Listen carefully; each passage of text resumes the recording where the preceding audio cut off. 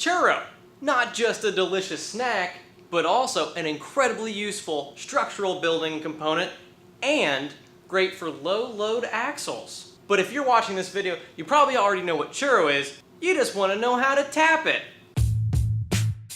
In its natural state, churro is a profile with a through hole all the way through it. That's why it's called a through hole. We're gonna show you how to tap a churro. The process of tapping a part, whether it's churro, peanut, or any of our other parts, means you're adding threads to a hole that doesn't already have threads. For tapping a churro, we use what's called a self-threading screw.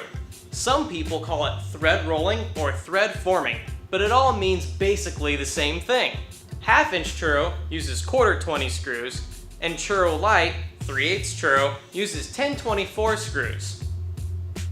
They're smaller. Any body or any first robotics team can tap churro regardless of your skill set or tool set. In the first method, we're gonna head on over to our old buddy, the bench vise. Since we're working with 1/2-inch churro, we're gonna go ahead and chuck our 3/8 driver into the drill. Then we're gonna set one of those 1/4-20 screws inside the driver. It's especially helpful if you have a magnetic one, because then you don't have to worry about dropping any of the screws. Make sure your drill is in its low speed, high torque setting. Set the screw into the opening of the churro, put a little bit of oomph behind the drill, and hit go.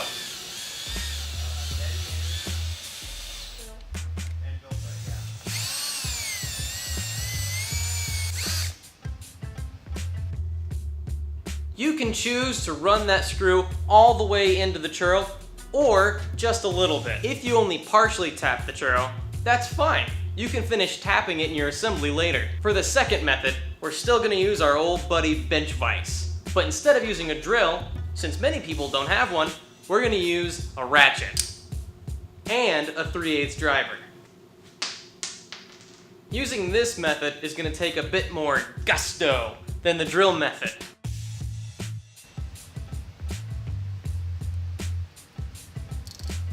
Like with the first method, you can choose to tap the churro all the way or just partially.